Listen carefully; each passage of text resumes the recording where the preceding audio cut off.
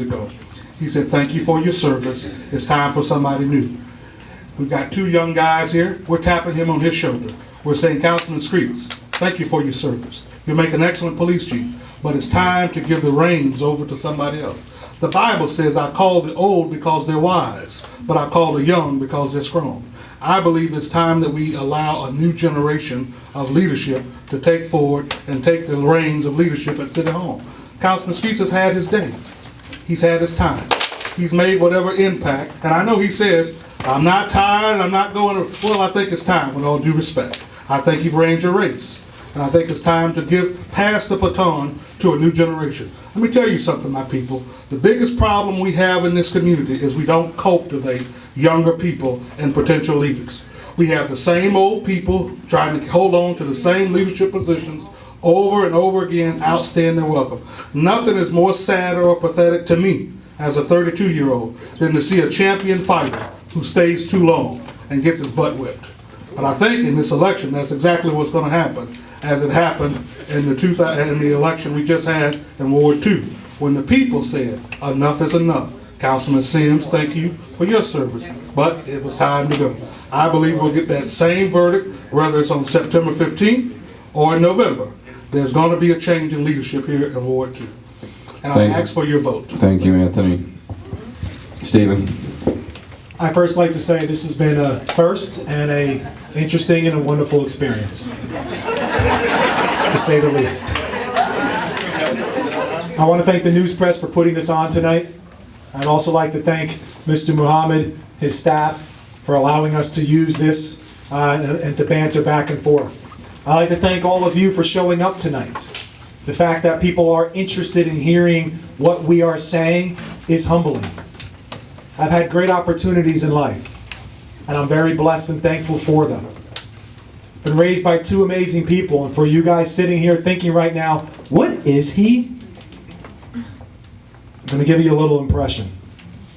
Robert Redford and Oprah Winfrey decided to have a baby. That's me. And I'm grateful to be here tonight. We have an opportunity in Fort Myers to make a change and to make a difference. We have an opportunity here in Fort Myers to unify the city. We have an opportunity here tonight and in this election to concentrate on the entire city of Fort Myers, all 6 wards, to make sure we figure out where's our weakest link. We're never strong when our weak link is broken. And what can we do to make sure that all broken links in our community are fixed? As a city council person, as a single voting district ward, we're looking for votes in our ward. But I'm looking to be a councilman of this entire city of Fort Myers, making sure that everybody is treated with respect, dignity, and concern, that all issues are addressed across the board, so that Fort Myers can be an impressionary city that people want to come to, of all races, all creeds, all religions, all sexes, can enjoy the beauty that God has given us here in Fort Myers. Thank you again for having me today. My first debate. I think I did okay, but thank you. Thanks, Stephen. Mr. Screets. I want to say I'm humble and very grateful, and to see people come out and listen and make sure you get the truth. This is my job. I have a wonderful family, wife, daughters here. I have 2 daughters. One's a supervisor at Florida Baptist and an ordained minister, and my youngest daughter, Jarian, is a senior at Florida Gulf Coast University. So we know the values of families. Who's going to med school, sir? Yes, sir. Thank you.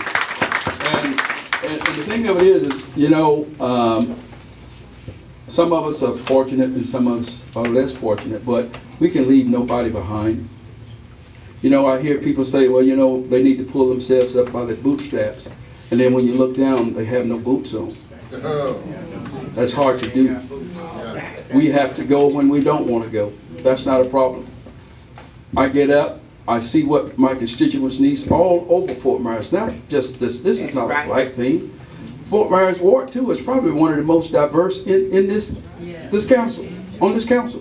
So I represent all of the people. I get up when I hear gunshots, just like not like everybody else. At 3 o'clock in the morning, she said, "Where are you going?" I got to make sure our people are all right. There were more than just a 12-year-old. I went to that 12-year-old's house that morning because that's what I do. I even asked the chief, when you have these major events, show up. Let's walk these streets together. I've invited myself into the police department. I've asked for change, but it turns on deaf ear. But I didn't give up, and I won't give up, because we still got work to do. But it takes all of us. We can't keep blaming each other. But things got done, and they will get done. And I won't leave you or forsake you.